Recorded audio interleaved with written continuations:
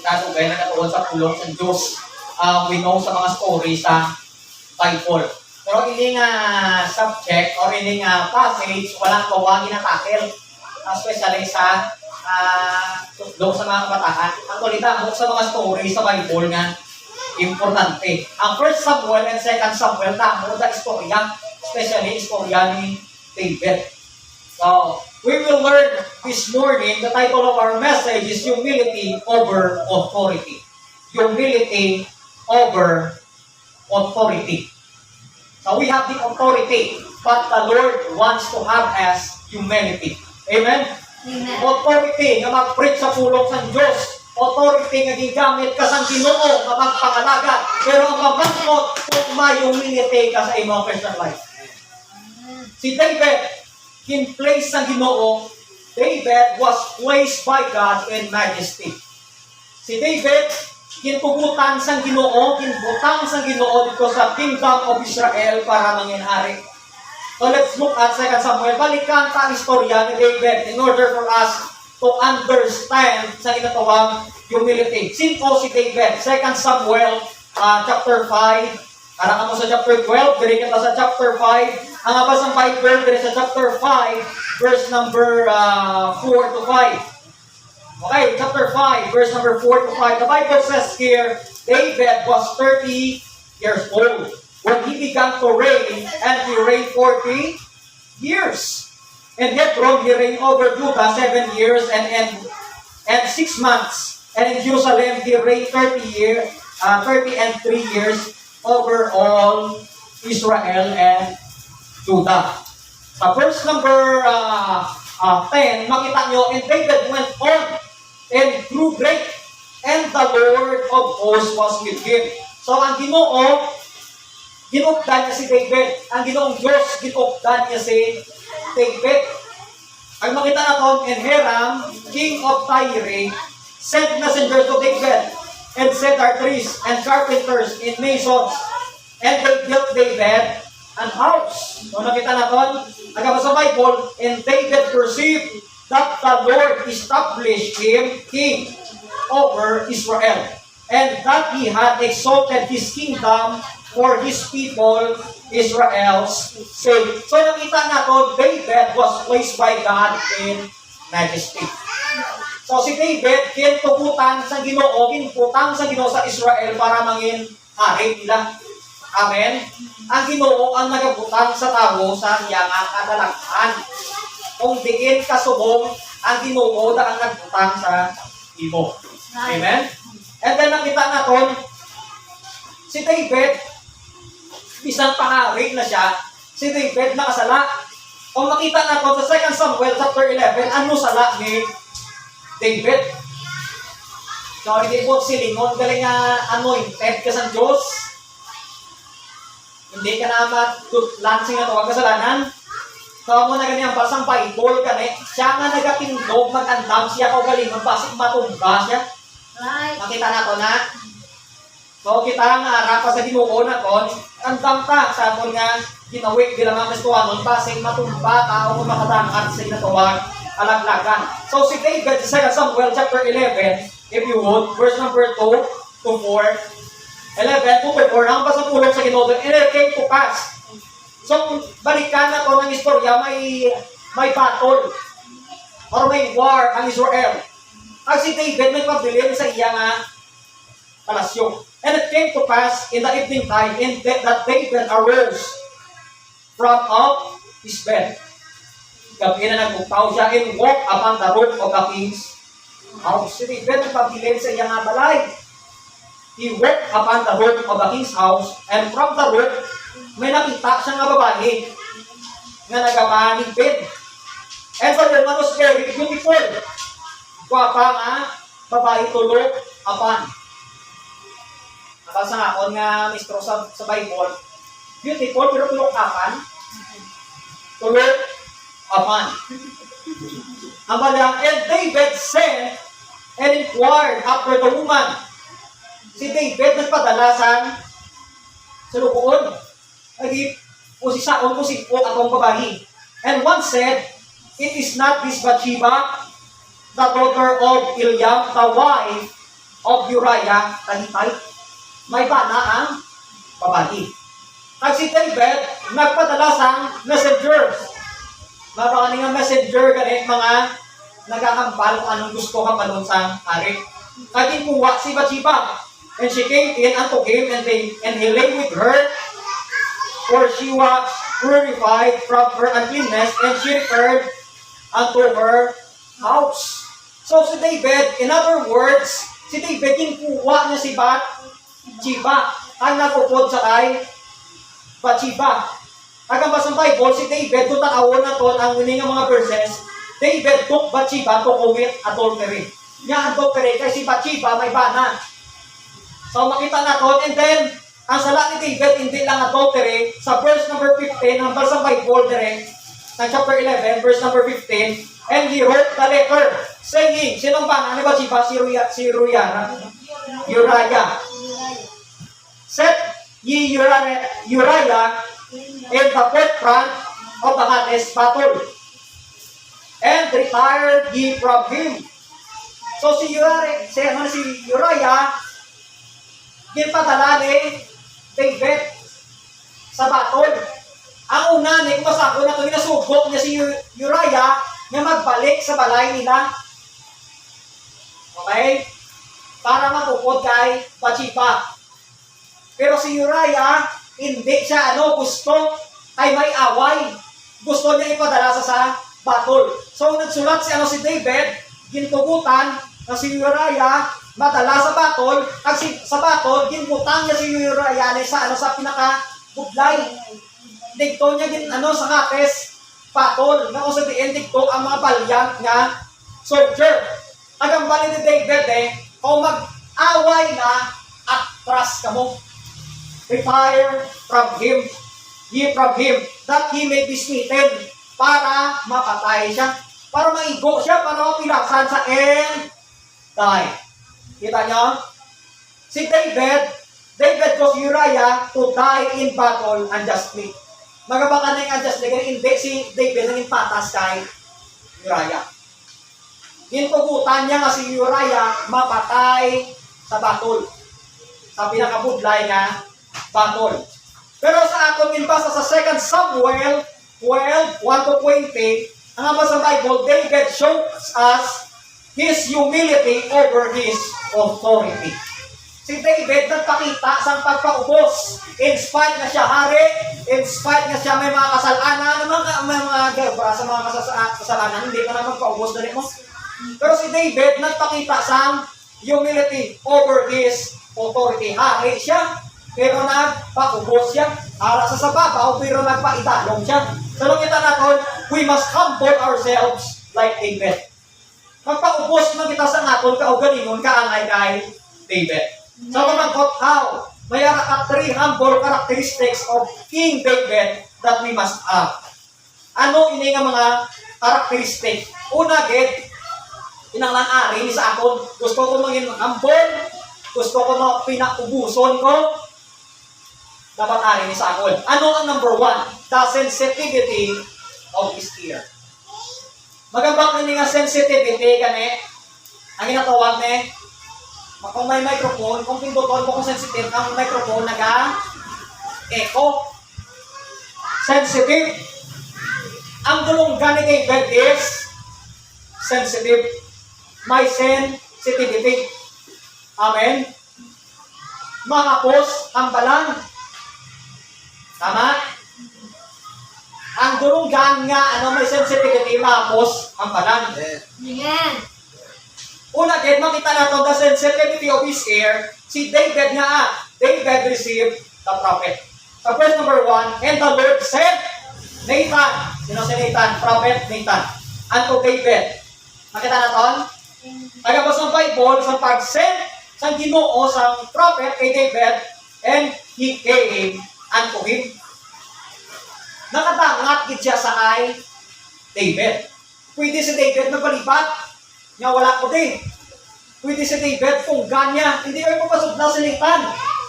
Ay nakasala ko, nga daan. So makita natin, but David received the prophet. You see that? Amo na gani sometimes, nakuyat kita sa sa mga man of God, sa mga sa church kung ato na obra hindi mayat sa tubangan sa Ginoo. Pero si David, tinbaton niya si Nathan. David received the prophet. Ayun hindi lang yung baton niya si Nathan, ang basa Bible din, nagbato si Nathan and said unto him, sa verse number 1, ang ginampal ni Nathan kay David, ang mutong inbasa, takagina, nga may duwa katawo sa isa kasulad. Ang isang garanon, ang isang imod. Ang isang manggaranon, agdamok sa mga kasapatan kag mananog.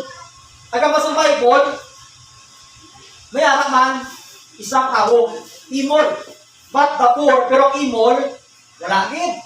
May arak sa gamay nga, karnero. Kamalya, bakal niya, again, pakakon niya. Sa verse number 3, magabasa. And it grew up together with him. So, manupod niya karnero sa iyang kulang na sa iyang pag-edad. Upod niya karnero. Agupod sa iyang mga kabataan. So, makita na to, upod sa iyang mga kabataan. Kag nagkakaon sa iyang ginakaon man. So, grabe ka karnero, no? Nagkakaon sa parehas niya nagkakaon sa iyang amo. Kag nagkainom sa iyang pop, sa iyang ilignan man. Nakita niyo? Kag upod sa iyang sabak. Kag para sa iyang karnero kaangay sang isa nga bata nga babae. Kag may ara sa isa nga bisita and came a traveler sa magaranon nga tawo. Nagabot. Pero wala niya gin pakaon sa iyang mga katamutamo nga mga kasapatan. Ang sa iyang mga pagkaon. Nagabot sa Bible din, and to dress wrote away sparing that he was come unto him. Batok, pero ang gamay nga karnero, gikuha niya pa sa imol nga tao. Gikuha niya. Nagabot sa Bible, dito yun, kung makita natin, took the first man's lamp and dressed it, amot iyayakin, ihaw. Amot sa rin, wala siya nag-ihaw sa iyang mga kasapatan, tigto siya nagkuha sa isa ka gamay nga karnero. Kita natin, bakit wala ko yan kang ido, ito kay gamay mo. O, makita natin, ang palit yun, ay si David, ang nakita natin, and dressed it for the man that was common to him, ay si David na akig, grabe, kakig ni David. Ang palit David, against that man. And he said unto Nathan, as the Lord liveth, okay, as the Lord liveth, the man that hath done this thing shall surely die. Okay? Makita na doon nga hindi nga tao, hindi nagkuha ng isang sapat, pinanglan mapatay siya, ibutang siya sa patayon. Patay siya. Makita na doon, not only that, si David, kinbaton niya si Prophet Nathan, but David hearkened to the preaching. Now this is, kung tanawo na doon, ang hinambal ni Nathan sa iya, ang muning preaching ni Nathan na naka-form sa isa parable. Parable nga istorya nga may duwa nga tawo, ang isang imol, ang isang manggaranon, nag-abot ang ang bisita sa manggaranon, pero wala niya ginihaw niya ang mga kasapatan, kinuha niya ang sapat sa imol nga nag-isaanon, at anong gano'n ba sa Bible, nag-abot ang iyagin, pakaon sa iya nga bisita. Alabang ni David, hindi na tao pinangalan patay as the Lord liveth. So si David, hindi lang nagbakol kay Prophet Nathan, ginpamatian niya pa ang preaching. Ay nga manaw sa verse number 3, no, kung nakita natin sa, I should say sa verse number, verse number 6, and he shall restore the lamb fourfold, because he did these things, and because he had no pity. Ibalik niya ko ang sapat, apat ka, pilot, ay wala isa sa kanuoy niya again, pakita sa imol nga natawog. May ara na siya, pero ang ara sa iya hindi pa sa nakuntinto, ang inihaw niya ang nag-isaanon pangaiya sa imol nga tawog. Nakita natin, not only that David hearkened the preaching, but David, naman sa Bible, understood the punishment.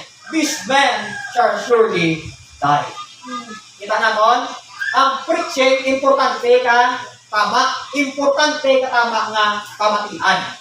Para maintindihan natin kung ano ang tinutuyong sa Ginoo. So si David, sa pagpamati niya kay Prophet Nathan, naintindihan niya nga ina nga tao kinahanglan mamatay. So makita natin ta, sometimes hindi magdulog sa ako ng pulong sa Ginoo kay hindi ta kaintindi kay atong dulog ka sa rato. Right. Sulod magwa pagtulang ginambal ang pagpapangalaga sa Ginoo, nalipat naman ita. So nakita natin, si King David may arasin na tuwag sensitivity of his ear. The sensitivity of his ear. He has a sensitive ear. Sa Nehemiah, para mas clear sa atin. Kung tan-awon natin ang book of Nehemiah, chapter 8, this is the people of Israel. This is the revival passage. Kung tan-awon natin, Nehemiah, Ezra, Nehemiah. Are you there? Amen? Amen.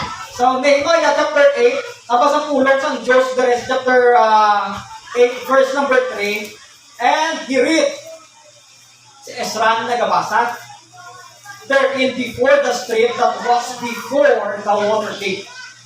From the morning hasta until midday.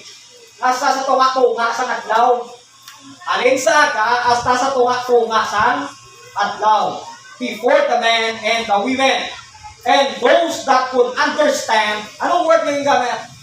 Understand. And the ears of all people were attentive.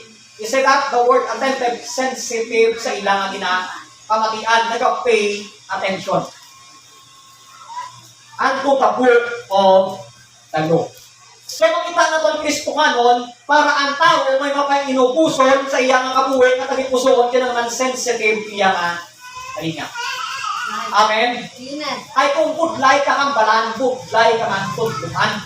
Right. At kung budlay ka tuntungan, budlay ka man painsintihon. Amen? Amen, arang mga play of words. Wala mga baka nga play of words. Tamo lang nain na akong yung istorya mo. Balaan ko man na yung panogin niya, ginapun ko, kung mag-istorya sa akon, kaya talibot-libuton niyang word, na-i-capture ako. Kung wala ko ng pastor, abogado mo ko tayo, no? Ano abogado ko eh. Hindi mo na mapalibot, kaya balaan ko na lang anong punto. So, nakita natin, kita naman ito, may arak, kita Holy Spirit of God. Basta ang Bible, discern every spirit. Amen?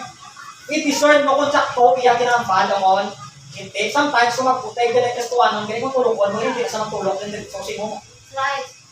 Kung magputay sa mga gato, na mo simbati, hindi kami makakay, no, masaya mo simba mo. Kung natulog-tulog sa mga kakoy, biyan tulog, yung mga tricycle na, hindi na sa mga simbati. Namo na.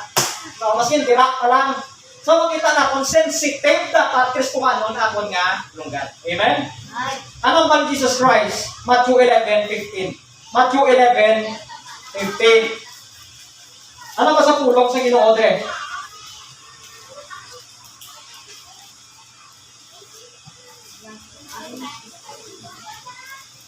Sa Matthew 11:15,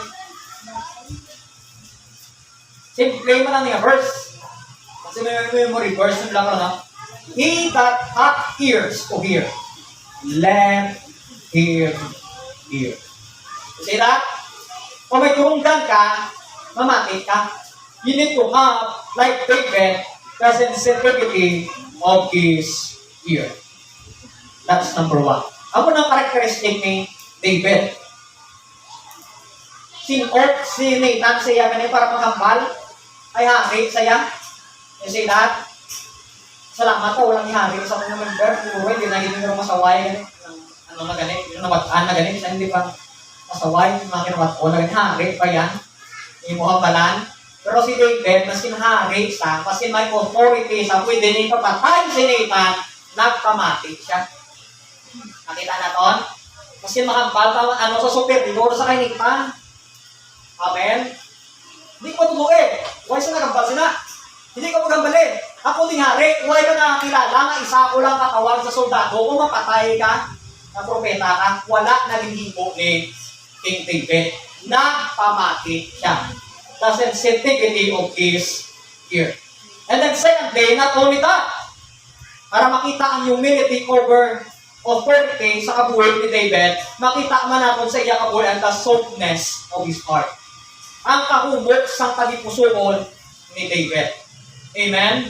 Importante sa tubangan sa Ginoo ang Kristohanon may mahumok nga tagipusoon. Amen. Amen? Mahumok din ang nga natong tagipusoon when it comes sa pulong sang Ginoo. Amen? Hindi ka magtubog kung kita nagpaka-pick up. Dumaangay ka sa stony ground. Amen? Dumaangay ka sa thorny ground.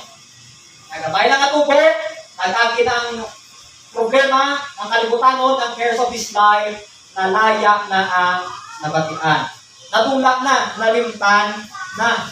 So, makita na po the softness of his heart. Dapat put ground niya, pag natay pusuon, when it comes sa tulong sa aton nga Ginoo. Tagampal din sa verse number 7 sa chapter 12. Ano ka mo sa 2 Samuel? 2 Samuel, liwat. Gabalik ta. 2 Samuel chapter 12. Mga Kristohanon, verse number 7. Agsang naakig si David. Kaya ang balak na nabalikan niya din. Bayaran niya din 4 kapilo.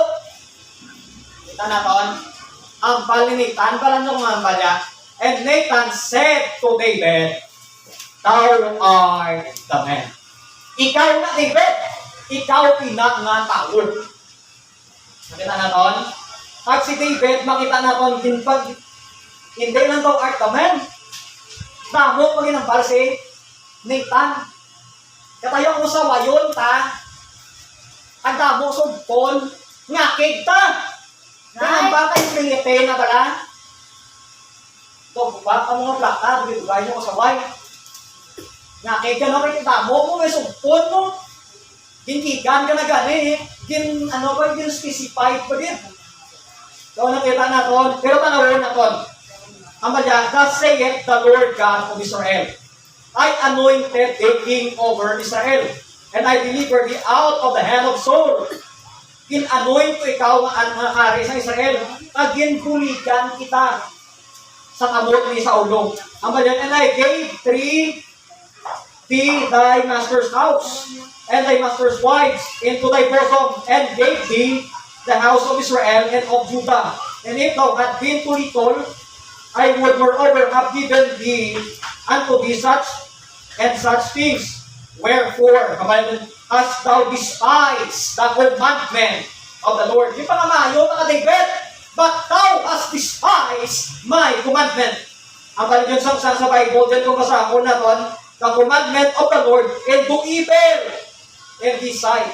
Thou hast killed Uriah the Hittite with the sword. So si David ang may kabangtanan kung nga si Uriah nakatay. And has taken his wife to be thy wife, and has slain him with the sword of the children of Ammon. Now therefore, the sword, kita niya, the sword shall never depart from thine house. So kung ano ang hihimong ni David, inbalik sa Ginoo sa iya. Amen? Amen. Ang sa isa ka maestra ko, si pastor kasi hindi ko na yung mamatik siya. Alam ko, hindi ko mapatay sa hugtas sa estudyante, kung hindi man sila mamatik sila. Ang buot ko si Ringon, kung ano yung himor ni David kay Uriah, himuon sa Ginoo sa panimalay. Yeah. You see that?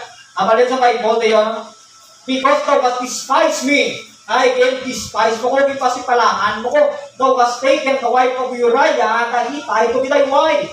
Thus saith the Lord, behold, I will raise up evil against out of thy own house. You see that? Ang mga kalautan, tira ko yung magalin sa iya nga panimalay. And will take thy wives before thine eyes, and give them unto thy labor. And he shall lie with them, with thy wives, in the sight of his son. For thou hast did it secretly, kita nyo, kagigimo mo ini, sang sikrito, but I will do this thing before all Israel and before the sun. Makita na po mga Kristohanon, si David, makita naton sa iyang kabuhi, nga si David, maskin ang ginhambal ni Nathan sa iya, ni Prophet Nathan sa iya is against sa iya, makita naton gin-acknowledge ni David ang ginhambal ni Nathan. Pag natawag naman, oops! Wala na yung mga hambal pang kita bala karon. Kay makutod din ulo mo. Mamay espada si David, palyantnan si David na nagpatay kay Goliath, tamo sa giants again, pamatay. Pero nakita na kung gintubutan niya si Nathan na mag-ambal kung ano ang ginambal sa Ginoo. May word sa Bible, open rebuke is better than secret love. Amen? Amen. Nakita natin, si David gintago niyang iyang ang mga kasalanan. Pero ang iyang konsekwensya makita sa tanan. Ano, kabudlay, no? Nakita nga mga kasalanan, meron na ito nga pet sin. Mabangan nga pet sin, ganit, sala nga imong kinahalagaan. Pero ang konsekwensya makitaan sa tanan. Right. See that? Amo na kabudlay, pero si David acknowledge ang straight rebuke ni Nathan. Amo na kahambol si David, mahubog iya nga pagipusugod. Sa verse number 13, anong pala David? Amo ni sapat ni David. And David said unto Nathan, I have sinned against the Lord. When we commit sin, you are not committing sin against your pastor. We are committing sin against the Lord. Sa Ginoo kita nagakaubra sang sala. Amen. Amen. Ang pagsimba hindi niya sala naton sa simbahan, kundi sala na naton ang hindi pagsimba hindi na naton sala sa simbahan, kundi sala na naton sa Ginoo kay wala ka sa ginggaan sa oras. Hindi niya sala kay nag-promise ka sa nag-invite sa imo, kundi sala ka na sa Ginoo kay ang adlaw o linggo wala ka ginatan sa iya. Just like David nagambal sa iya, I have sinned against the Lord. And Nathan said unto David, the Lord hath put away thy sin. Thou shalt not die. Masin nakasala si David, ang grasya at kalukoy sa Ginoo nagapangibabaw niya po kay David. Right. Pero nakita natin si David, not only that, David acknowledged the straight rebuke, but David admitted his sinful deeds. Ginako niya iyang mga kasalanan. Right. Amen. Nag-send sa mga Kristohano, makita sa tao na nag-aako sa iyang sala. Amen. Right. Seldang laka ang nagambal nga, sorry, pastor, nakasala ko, wala ko nagimo sa ginapagura mo. Kalabangan niya, pastor, minanubin mo. Si David, abol na tao. Ginako niyang iyang sinful deeds. He did not reason out. So nakita niya, wala sa nag-reason out. Oops! Wala sa nagambal kay Nathan. Sige, yami na balang tutulan ko balay yung isa ko lang nakaroon sa patawag sa matalbon na upos ginay mo nga pamilya. Pero si David, nakita nato niya na wala na siya nag-reason. Ginako niya ang kasalanan nga imo niya. And David did not retaliate. Wala na siya nagpais. Ang subok kong garason na gabais pa. Nga nagsaway sa iya, nalo mo patuloy amay sala. Right. Amen. Is mga, to be honest lang, ako may bata mo ko, kung hindi ka kabalo, nagabais na ng bata si mo mo. Right. Ngayon, ikaw, iya pa lang may sala, iya pa lang naging saway mo sa salay mo nga, no? Nga panaway. So, hindi ko na rin na sa ganit mga Kristohanon, pero wala sa nag-retaliate. Ano kita natin? Amen. Psalms 51, bukas ng Bible na ito na lingaw kay Snake. Psalms 51, ano ang mga Kristohanon dito? Verse number 4, 1 to 4. Sa mga abyan namon, amuni ang batasan ng kinanglanon naton. Amen? Amen. Ang palitibet dito, ang dalawa naman, Psalms 51, 1 to 4, have mercy upon me, O God. Nakita niyo word? According to thy loving kindness, according unto the multitude of thy tender mercies, blot out my transgression. Wash me out truly from my iniquity. Cleanse me from my sin. For I acknowledge, kita niyo word? I acknowledge, nakilala kong akon nga mga paglapas. And my sin is ever before me. Against thee, batok sa imo, thee only have I sinned and done this evil in thy sight. That thou mayest be justified when thou speakest, and be clear when thou judgest. So nakita natin ang tabi-pusoon ni David. Kung may sala sa gina-admit niya sa Ginoo. Amen. Amen. Ano ka budlay sa aton Kristohanon mag-admit sa sala? Sometimes tama ka budlay. Ay abi na kung ang tao nga nag-aako sa niya sala diato, hindi diato, Kristohanon ang nag-aako sa niya nga sala, may pagpahupos sa tubang sa Ginoo. Amen. Nagabasa ang Bible, si David, kinbasahan na sa iya nga sintensya.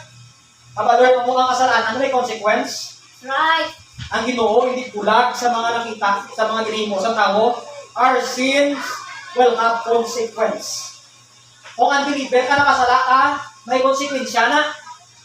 Kung napakon mo ng imo ang konsekwensya, hindi mo na pagpalikod ang sa una pa. May napakon mo na ito mo. Amen. Pero kung kita mag-imo sa sala, may consequences. Sa 2 Samuel, kung makita ninyo, okay ba mo? Amen. Ako gining tulong sa inyo, dapat mo ka-verse niya, mabasahan. Ang basang word of God, sa 13 to 15, sa 2 Samuel chapter 12, 13 to 15. Ang balya, and David said unto Nathan, I have sinned against the Lord. And Nathan said unto David, ibasa mo ni the Lord also hath put away thy sin. Thou shalt not die. Howbeit, upon, because of thy deed, thou hast given great occasion to the enemies of the Lord to blaspheme the child. Amen, also that is born unto thee, thou shalt surely die. Ang bata ni Bathsheba, ang bunga sa iyong pagpakasala, mapatay na, David. And Nathan departed unto his house, and the Lord struck the child. Nakita niyo? That Uriah's wife bare unto David, and it was very sick. So, kita na po mga Kristohanon, not only that David admitted his simple deeds, but David accepted the sequence of sin. Right. Hinbato niya kung ano ang punishment, ang konsekwensya sa iyang sala, ang sequence sa iyang mga kasalanan. You see that? Hebrews chapter 12, verse number 6 to 11. Siguro na. Hebrews chapter 6, 12, verses 6 to 11. Ang abas sa pulang sa Ginoo dire, for whom the Lord loveth. O sino ang ginapalangga sa Diyos, i-chasteneth. Ginadisiplina niya, and spurted every son whom he received. If we enjoy the chastening, God dealeth with you as with sons. For what son is he whom the Father chasteneth not? Anong klase isang bata kung wala ginadisiplina sa tatay? Nakita niyo? But if ye without chastisement, whereof all are partakers, then are ye bastards and not son. Kung nag-upra ka sa sala, wala sang discipline, wala sang punishment, wala sang sequence, nakatabusin mo ito, okay lang katanan, ang balsa kay Paul, kasi hindi ka anak sa Diyos. Ye are bastards or partakers lang. Nakita naman sa verse number 9, moreover, we have our fathers in our flesh corrected us, and we gave them reverence. Kung meron kita tatay, biological father, nga nag-correct sa aton, taha ka sila. Shall we not much rather be in subjection unto the Father of spirits and live? For they barely a few days of chastening up to us after their or anong ba sa Bible? Pleasure. But he of our prophet, for our prophet, that we might be partakers of his holiness. Para manimbalaan atong kabuki, kinanglan may discipline. May divine chastisement. Nakita na to? And then, nabasa pa Paul Dreong, now, no chastening for the present seemeth to be joyous. Wala sang disiplina sang Ginoo nga may nga naglaw ka. Tanan, get. May kasakit, get. Di ba, baga okay lang ako niya kabuhay pastor. Kasi hindi ko tutong sa Ginoo to, okay naman to Okay, ang mga konsekwensya na tabo sa ako na kabuhay, mga financial problem, tanan-tanan ng mga problem na ginalaw na sa Ginoo para disiplinahon ka. Amen. Para magpanumbalik ka sa Diyos, At para makita na to, yung kinanglan nung tagid sa atong kabuhi, ang ginumugit. So Amen. makita na to naman sa Bible, dito kung makita ninyo, sa verse number 12, but grievous. Yan niya? Nevertheless, afterward, it yielded a peaceable fruit of righteousness unto them which are exercised thereby. So nakita na to, kung may disiplina, ito sa atong kabuhi, makita man na ginatawag righteousness sa atong nga kabuhi. Amen? So, makita na to mga Kristohanon, nga bilang mga anak sa Diyos, kinanglan may ara kita mahumog nga tagipusoon. Amen? Amen. Amen? Hebrews chapter 3, verse number 7 to 8. Kasi na lang. Hebrews chapter 3, 7 to 8. Kapwel to mo, let's look at number 3. Ano ba sa Bible, Dre? Wherefore, as the Holy Ghost saith today, if you will hear His voice, harden not your hearts. Hindi pagpatikahain mo nga tagipusoon, as in the provocation, in the day of temptation, in the wilderness. So, di ka pamati ka sa pulong, sa Ginoo kinanglan may mahumok ka na tagipusoon. Amen. Amen. Hindi ka angay sa mga people of Israel. Sa wilderness, naging patigaan nila ilang na tagipusoon, hindi sila nakasunod sa promised land. You see that? Makita na to, ang Ginoo na to, nagambal, yan kinang may arak kita sa mahumok na tagipusoon. Amen. Ang tuod nga hambon nga tao, may mahumok nga tagipusoon. You see that?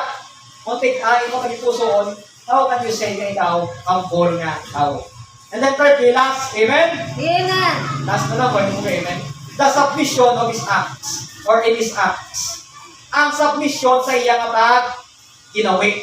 Makita na po na si David nag-submit sa Ginoo naton. Amen? Ano ganyan na submission na? Nagsunod. That's what we call submission. Sa verse number 16, ang sa Bible, and David therefore besought God for the child. You see that? David plead with God. In spite na si David magreklamo sa Diyos, nag-anusan at pakitluhoy sa Ginoo. Nagpangayo sa ginatawag taluoy. He besought with God for the child. Nakita na po ang Bible? He besought God for the child. He plead with God. Ilan sa aton ng mga Kristohan ang ipitluhoy sa Diyos? Ang iban sa aton nag-demand sa Ginoo, pero bakit luhoy? I don't know. O ginagimot ay nag-plead pa kabala sa Ginoo. Kasi ang aton nga prayer may words. Wala sang wala feelings. Wala sang heart. Si David, makita naton nga antes magreklamo siya, magrebilde siya, nagpangamuyong sa Ginoo. Nagpangamuyong sa Diyos, nagpanawag sa Diyos. And then David sought favor from God. Ano ba sa Bible sa verse number 16? Sa Japon, and David therefore besought God for the child. And David passed. Why sa nagkaon, no? This is fasting. Sabi niya, pas kaon. Kaya David, nag-ano na puasa. You see that? Wala nag-kaon. And went to him, nagsulot sa iya lugar, sa iyang balay. Sa verse number 16, it should say, and went in, nagsulot sa iyang balay, and lay all night upon the earth. Nakita na to? Anong earth ganyan? Siyempre kalibutan. Pero kung ang earth na direktutan, o siya nagtulog sa iya kama, nga mamumok. Ang iya ginubraya, nagtulog siya sa lupa. Nakagili tulog sa lupa. Amen. Kasi magkap ka na. Amen. Nagtulog sa lupa. Anong pot silingon sini? Si David nagpaubos sa iya pagalingon. He fasted, he fell down, nagabasa sa Psalms 19, 13 to 14, ako magbasa ako din Psalms 19. So nagatugon ka mo sa kay David, kinanglan makita ta ang mga words nga ginapangampal ni David sa book of Psalms. Amen? Kung ano siya kahambol nga tao. So sa Psalms 19, makita natin, mga Kristohanon, sa 13, apa niya?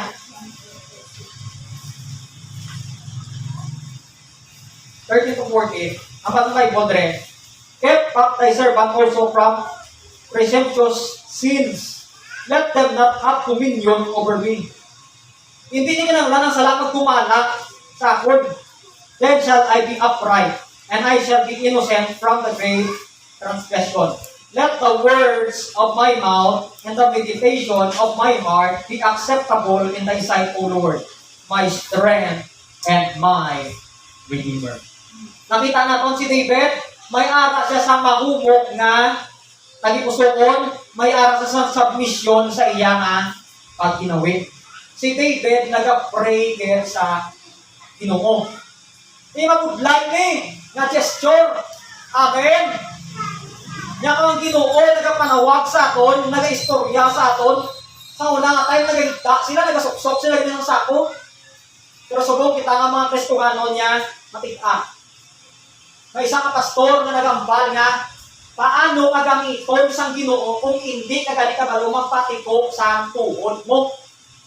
Amen. That's why importante gani. Isa sa akon nga ano nga gusto mo ang diri sa church nga mag-pray ta, mag-prayer meeting diri sa altar nga nagaluhod sa Dios. May tamo simbahan nakita o nagwali mo kasi nga simbahan wala gawa may ka-forward. Nakita ko ang gakaluwas gamay man. Amen. Ako masimbahan, walang gawa may ka-forward. Ano po silingon sila? Ang tao hindi gawa desidido maghatag commitment sa Ginoo. Kung maghatag sa commitment sa Ginoo, hindi ka man na mapatay. Buligan ka ganisang Diyos sa pupos mo nga si Mana. At daw mo nga puraot, kagudaya nga buhay sa Christian life, nga daw mambal, nag-pray ka man, nga daw katig-ag sa mga circumstansya, ay man kita tig-ag mo talagang Ginoo. Hindi ka mag-submit sa Ginoo, may ubra ka, pero hindi ka man ginakuwatan, ay tig-ag mo talagang pusoon sa Ginoo mo. Kami why mo kami sa secular na ubra. Amen. May kapuglayan man, arang kapuglayan kaya, pero maka-provide ka kami sa mga pinanglanon, kaya may Diyos mo. Amen. Ay may Diyos na kung mag-submitar ka, ang Ginoo magbulig na sa imo. Amo ni si King David. Ay makita na to, hindi na nangyayari ginubra. Kaya nagpangitas sa papor, gikan sa Diyos. Nagsimba sa Ginoo. Sa verse number 20, last. Amen? Last. Why may amen, no? Hindi kanila sa. Amen. Verse number 20, mga Kristuano. And David, so kung basa ako ko eh, hindi ko na-expose mo kita mo sa mga words mo na nagayita si David ko. Mas pag sa pabagunon sa iya nga mga mga elders pala, mga upod niya sa iya nga balay, para siguro magkita sa iya nga kamay, kasi kay ari ka, matulog ka sa sa tuta. Hindi siya, hindi mo sa magkaon. Di ba? Nakita niyo din, kung tanawa na pa, nagkasa magato sa verse number 20, importante mo. Nagaputik-putik ang mga magkapag-test mo sa una siguro na. Pero nag-utik ka, nice sila. Tanawan niyo pala, sa verse number verse number 18. Or verse number 19. And when David saw that his servant whispered, David perceived that the child was dead. Patay na ang bata. Sa mga sa mga servant, yung mga na to. Abang si David. Therefore, David said unto his servant, patay na ba lang bata? Agang mga servant sa gampal, patay na sa. Masakit masakit ang bata, si David, nagahigda na sa tuta. So, paniskat na lang. Isang patay ng bata, nag-istorya si David, patay ng bata. Natingalan ni mga servant kung masahon na pa tayo. Pero sa verse number 18, nakita na kung David arose from the earth and washed and anoint himself na nagibo sa in charge and change his apparel. Nakita natin, kinislan na iya nga bayo. Amen? That's why kami importante na iya nga apparel sa simbahan. Ay kung magkatuto sa simbahan natin, dapat nakaibes kita sa mayas. Kaya ba sa Bible, pagtapos niya ibes, and came into the house of the Lord and worshiped. And he came to his own house, and when he required na pangayos ng pagkaon, they set bread before him, and he did it. Nakita natin, mga Kristohanon, he worship the Lord. You see that? Ang tukod nga hambol sa Ginoo, nagasimba sa Ginoo. Amen. Kung gusto mo mabala ko sinugin ang hambol ng mga tao, dapat ang mga tao na nga nagasimba, kaangay kay King David. Amen?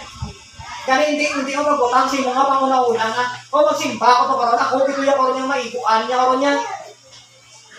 Amen? Wala ginaigo ang That's right. mga young people, wala ginaigo ang mga Kristohanon. Ginatugnuan kita sa pulong sa Diyos. Amen. Ay kung ang pulong sa Diyos, wala na nitulot sa itong tagipusoon, hindi ibuhi, hindi ni matuod, wala ni gahong na magpako sa atin. That's right. Amen?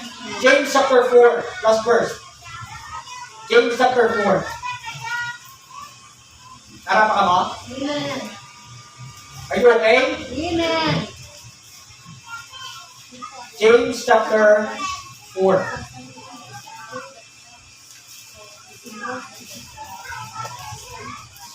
Ako rin ko niya eh. Verse number 7. Kita nga doon, si David may submission sa iyang pag-gawin. Submit yourselves therefore to God. Resist the devil, and he will free from you. Verse number 10, humble yourselves in the sight of the Lord, and He shall lift you up. Gusto mo mag-excel sa mga Christian life, you to be humble. Kasi wala talaga excel sa Christian life kay hindi ka humble.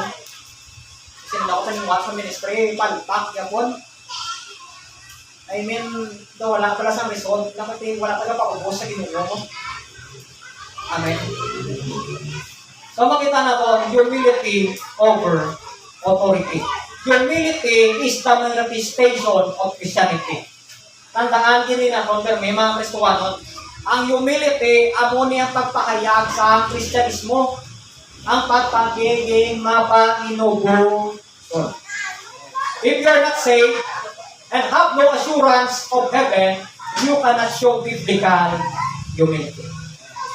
Kung wala kaya relasyon sa Diyos, hindi ka maluwas, hindi ka nakasigurado sa kaluwasan, ang makita sa imo kabuhay, hindi humility, kundi pride. You say that? Believe that Jesus is the only way for your salvation. Amo rin po na to, mga Kristohanon, mga bisita namon, ni Jesus Christ lang ang paagi na maluwas ng tao. Amen. Tukan ta na siya ang nagahangkag sa kaluwasan. Pati yata nga siya napatay para sa aton ng mga sala. Ari naman purisma naman. Ang tao pati naman nga Jesus na patay sa mga sala, pero nagapatay yun sa sala. Pero kita nagatukuta ay nagapati na si Jesus Christ na patay sa aton nga sala. Ginlubong ang nabanhaw para sa aton kaluwasan. Ang tao nga mga sasala, ang nga direksyon, inaw makalayo. That's right. Amo na nga napatay si Ginoong Jesucristo. Kung wala sa napatay para sa akon kag sa imo, akon kalat masin para pa kung madirekson sa impierno mo mapatay. Ano siguro tuhon ta, maging tuhan ta. Kasi mga pal na nga baptize ako nga religion.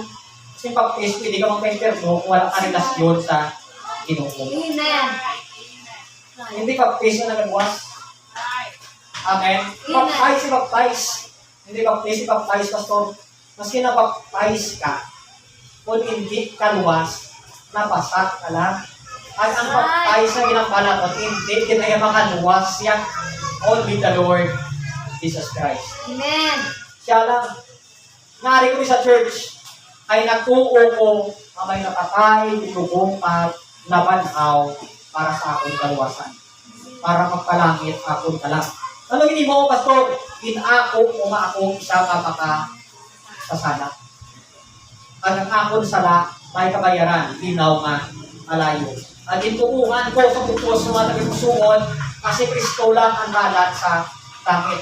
Wala na iba, hindi akon kaugalingon, hindi ang ginambal sa ako sa tradisyon, kundi ginambal sa ako sa pulong sa Ginoo, na si Jesus Christ na patay, inlubong, ang nabathaw, kama sa Bible, ang bisan sino nga magtuo sa iya, hindi mawala, hindi may kabuhi na wala sa katapusan. That's why may confident kita magambal, if I die someday, I will go to heaven. Amen. Ang pagpapupos niya sa kaugalingon na mag-ako ng isa makasasala sa tubangan sa Diyos. Yang bago sa ikot kumusukon na, Lord, sa kasasala, akon ka lang makadto sa impyerno. Subungan at law, ginatuuhan mo, ginapapon mo si Kristo na ako, personal na manuluwas. Panawag ka siya, sa kusukon mo, ituan mo si Kristo na patay, inlubong na nabadhaw para sa imo, aluwasan. Ang saan ako mga Christian, kamate, mga members, the more you know the Bible, the more humble you become. Amen. This is the quotation of my professor. Manipasok ka rin lang, the more you know the Bible, the more humble you become. Amen. Let's pray. Parang nga Diyos, ito nga may matang masalamat sa inyo kahit katutong Lord, salamat gid, niya sa mga palang pulong. Thank you for teaching us thy word. Salamat sa kabuhi ni King David, sa siya hari, harap siya kanan, ang treasure, ang power, ay kasarang Ginoo sa kabuhi, ang kanan na treasure of this life, harap Ginoo makuha niya. Pero pag-abot ni Prophet Nathan, pag-abot sa manugwali, nagpaupos siya, hindi kilala ang iyang kulangan, hindi kilala ang iyang salat, hindi kilala ang kinahanglan niya ang Diyos sa iyang kabuhi. And salamat Ginoo sa kabuhi ni David, nag-remind sa amon na kami nga mga Kristohanon na may araw kami Ginoo sa sensitive sa kaisipan, willing to hear sa iyong mga pulong, ay chindi sa iyong mga pulong, willing mamati. Mayroon kami sa makumok na tagikusuon, na bisan anong itudlog sa amon patunon, yung mga pagkatitahon amon nga tagikusuon. Kapag araw ang patubos, ang pagsukli para sa amon nga mga ginawi bilang mga Kristohanon. That is how we can manifest the humble life sa amon na pagkabuhi bilang mga Kristohanon. Buligid kami na mga mapayong puson, kapag Ginoo makita ng humble heart sa mga tagikusuon as we serving and as we continue sa kabuhi, Ginoo, ipakulang mo sa amin. Ito na ng mga huyo in Jesus' name. Amen and Amen. Ang Ginoo na kapag istorya sa mga tagikusuon, God, talk to your heart, don't harden your heart. Kasi may kabudlayan, kasi mga kabuhi, ako lang po kabudlayan sa kabuhi, na-overcome ko tungkol sa Diyos. Humble yourself. Malapit sa altar and pray to God, Lord, hindi ko maging humble. Come to His altar and pray to God, Lord, hindi ko kabudlayan. May kabudlayan kasi mga kabuhi, yung bakal, yung mga kinanglanon, sometimes mga personal na ito na kinanglanon, kabudlayan sa bakal, kasi hindi tama pa inupuson. Ang bagay na sa Bible, gani, wala kami ng bago, hindi, wala kami ng focus, wala kami ng pangayo. Kasi may mga nabuglayan sa eskwelahan, kasi salpa, napadayon ka na lang, wala it. Hindi na mapaubos sa Ginoo mo. Then pray to God, Lord, hindi ko takot na pag matugon. Hindi ka pa lang paubos sa Ginoo, paano ka makaangkon sa pabor sa ato ng Diyos. Let's pray to God, mga saltar, pag pray, pangayo sa kalugoy sa Diyos. Pangayo sa pabor sa Diyos. Kailangan natin ang paglalang, even pastors, face hardship. Pero there is God na pili pa mga kalapitan. Pili ka pangayuan, Lord, help me. Humble yourselves before the sight of God. Of the Lord, and He shall give you up. Just pray that. There, I will pray.